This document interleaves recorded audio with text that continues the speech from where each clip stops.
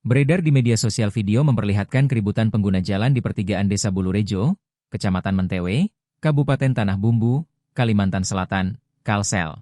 Peristiwa bermula saat pengguna motor bersama istri dan anaknya hendak melintas kawasan pertigaan. Namun laju motor mereka terhenti akibat mobil merah yang berbelok menutup jalan mereka. Diduga kesal, pengguna motor pun mengomel hingga menyebabkan pemilik mobil berhenti di pinggir jalan. Keduanya pun sempat terlibat adu mulut hingga akhirnya pengguna mobil tersebut berkali-kali melayangkan pukulan pada pemotor. Meski demikian pengguna motor tak terlihat memberikan balasan namun terus mengomel. Alhasil pengguna mobil pun kembali berbalik mendatanginya dan lagi-lagi melayangkan pukulan. Melihat peristiwa tersebut, pengguna jalan lain yang kebetulan melintas pun ikut berhenti.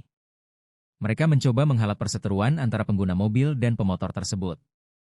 Namun keduanya masih saja terus berseteru hingga menutupi jalan. Hingga saat ini tak diketahui secara pasti identitas pengguna mobil dan pemotor yang berseteru di tengah jalanan tersebut.